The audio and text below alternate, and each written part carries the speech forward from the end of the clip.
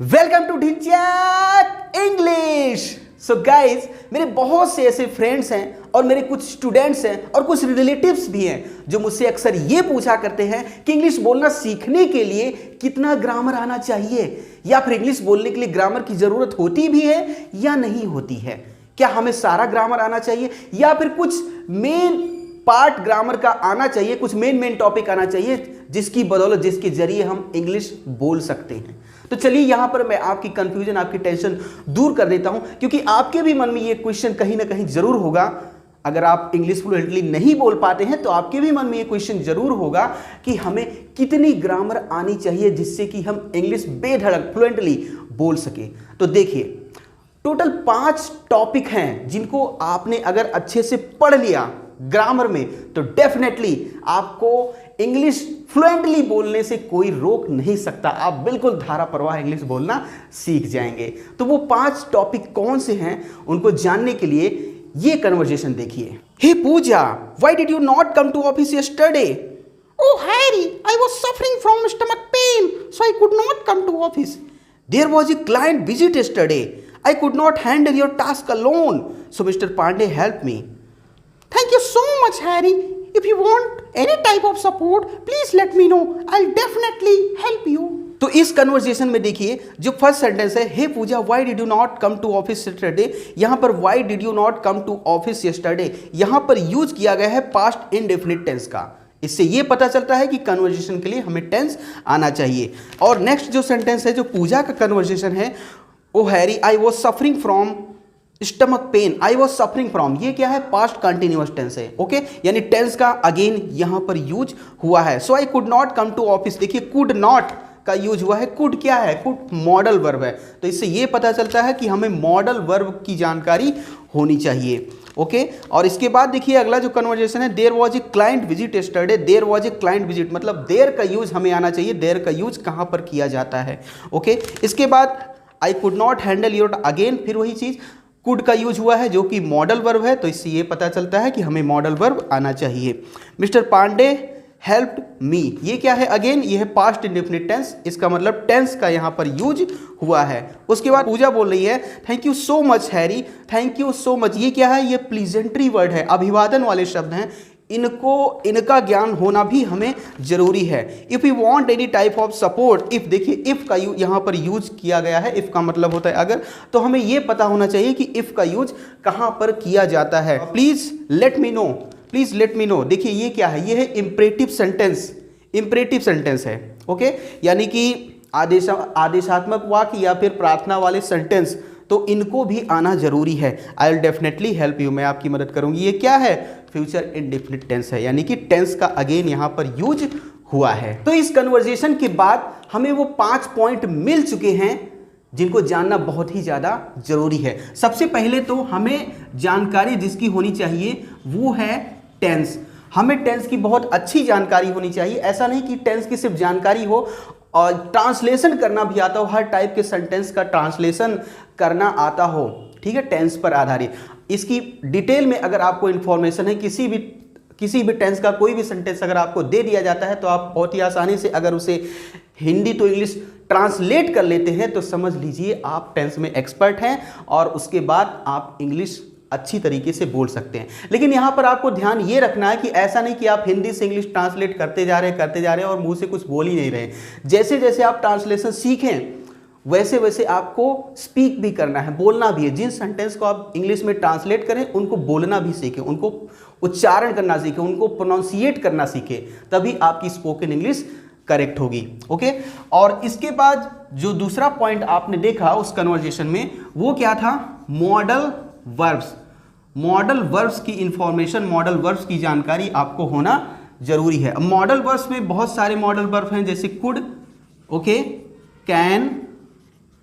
Can हो गया आपका, मे हो गया, माइट, इसी तरीके से शुड हो गया और मस्ट।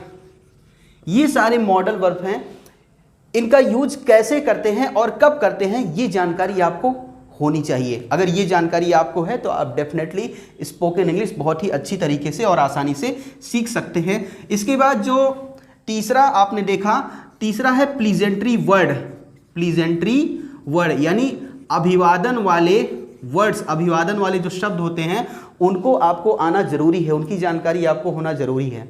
ओके, मतलब कहीं पर गलती हो गई तो हमें क्या बोलना है, किसी को धन्यवाद बोलना है तो हमें क्या बोलना है, तो उस कंडीशन में इनकी जानकारी हमें होना चाहिए। ठीक है, प्लीजेंट्री वर्ड जैसे हो गया thank you so much, thank you very much, या फिर थैंक्स, या फिर have a nice day, okay, excuse me, pardon me, ये सब क्या है, ये है प्लीजेंट्री वर्ड।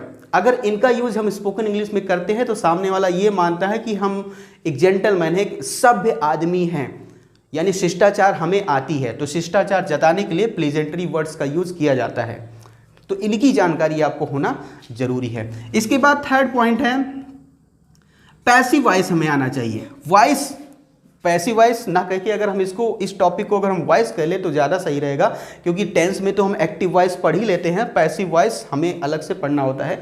तो वॉइस यानी एक्टिव वॉइस और दोनों वॉइस और पैसिव वॉइस दोनों की जानकारी होना जरूरी है। ओके, क्योंकि कुछ सेंटेंस ऐसे होंगे ना कि एक्टिव वॉइस में इनको आप कह ही नहीं सकते, वो पैसिव वॉइस में ही बनेंगे। ओके, तो अगर पैसिव वॉइस की आपको जानकारी होगी तो सेंटेंस को बनाने में आपको ज़्यादा कठिनाई नहीं लगेगी। ठीक है, जैसे मुझे ऑफिस से निकाल दिया गया, I was rejected from the office, तो ये क्या है, इसको पैसिव वॉइस में बनाना पड़ा, एक्टिव वॉइस में ये सेंटेंस बनेगा ही नहीं, तो इसलिए पैसिव वॉइस की जानकारी होना जरूरी है। इसके अलावा ये 4 पॉइंट हो गया, और जो 5th पॉइंट है जो आपको जानना जरूरी है वो है यूज ऑफ हैज। हैज का यूज कहाँ पर करते हैं, ये हेल्पिंग वर्ब वाले हैज की बात नहीं हो रही है, as a main verb has का यूज कहाँ करते हैं, हैव का यूज कहाँ करते हैं, हैड का यूज कहाँ करते हैं, इसके अलावा हैज टू, हैव टू और हैड टू, इनका यूज कहाँ करते हैं। ये जानकारी भी अगर आपको हो जाएगी तो डेफिनेटली आपको इंग्लिश धारा परवाह यानी फ्लुएंटली बोलने से कोई रोक नहीं सकता। तो देखिए ये टोटल 5 पॉइंट्स हो गए, यानी टेंस की जानकारी अच्छे से हो जाए, मॉडल वर्ब्स की जानकारी अच्छे से हो जाए, प्लीजेंट्री वर्ड्स की जानकारी अच्छे से हो जाए, पैसिव वॉइस की जानकारी अच्छे से हो जाए, और has, have, had, has to, have to और हैड टू, इनकी जानकारी अगर आपको अच्छे से हो जाए तो डेफिनेटली आप इंग्लिश बेधड़क बहुत ही धारा प्रवाह बोल सकते हैं। दुनिया की कोई ताकत, कोई इन्वायरमेंट आपको इंग्लिश बोलने से रोक नहीं सकता, आप बेधड़क इंग्लिश बोल सकते हैं। चाहे आप जाइए ऑफिस इंटरव्यू के लिए या फिर गवर्नमेंट जॉब के इंटरव्यू के लिए, कहीं भी जाइए, या फिर दोस्तों में या फिर कॉलेज में, कॉलेज के अंदर कहीं भी आप बेधड़क इंग्लिश बोलिए, और जितना इंग्लिश आपने सीख लिया उसको बोलिए जरूर। ये नहीं कि सिर्फ आपको आता है, पढ़ना लिखना आता है, लेकिन आप बोल नहीं रहे, अगर बोलेंगे नहीं तो नहीं सीख पाएंगे। इन सब जानकारी होने के बाद आपको बोलना भी है। अगर ये सब चीज़ें आप सीख रहे हैं तो साथ ही साथ आप बोलते भी रहिए, जिससे एक हैबिट बन जाएगी, एक आदत बन जाएगी, और माइंड्स में वर्ड्स का कलेक्शन ढेर सारा हो जाएगा और आप फ्लुएंटली इंग्लिश बोल पाएंगे। ठीक है, अब दिक्कत ये है कि ये सारे टॉपिक एक साथ मिलेंगे कैसे, क्या अलग अलग बुक का हमें अलग अलग बुक पढ़नी पड़ेगी या फिर अलग अलग वीडियो देखनी पड़ेगी। तो देखिए मैं आपका ये भी आसान कर देता हूँ ये जो प्रॉब्लम है इसको भी सॉल्व कर देता हूँ। आप ये जो चैनल है ना ढिंचैक इंग्लिश चैनल के, आप प्लेलिस्ट में जाइए, प्लेलिस्ट में जाएंगे तो एक प्लेलिस्ट आपको मिलेगा इंग्लिश ग्रामर। उस इंग्लिश ग्रामर वाले प्लेलिस्ट को अगर आप देखेंगे तो उसमें टोटल लगभग 30 वीडियोज़ हैं, और जो 30 वीडियोज़ हैं उसमें ये सारे के सारे टॉपिक कवर हो गए हैं। तो इन सारे टॉपिक्स को आप डे बाय डे, जैसे कि ऑलमोस्ट 30 वीडियोज़ है तो एक दिन में एक ही टॉपिक आप पढ़िए, ट्रांसलेशन कीजिए और बोलने की प्रैक्टिस भी करते रहिए। ठीक है, तो डेफिनेटली आपकी स्पोकन इंग्लिश इंप्रूव हो जाएगी और बहुत ही आसानी से आप इंग्लिश बोलना सीख जाएंगे। अगर आपको ये वीडियो यूजफुल लगी हो, अच्छा लगा हो तो लाइक कर दीजिए और कमेंट करके हमें बताइए कि आपको ये वीडियो कैसी लगी। चैनल पर नए हैं तो चैनल सब्सक्राइब जरूर कर दीजिएगा, अपने दोस्तों में भी शेयर कीजिएगा ताकि ये इन्फॉर्मेशन सब तक पहुंच जाए। सो मिलते हैं नेक्स्ट वीडियो में। Till then take care, bye bye.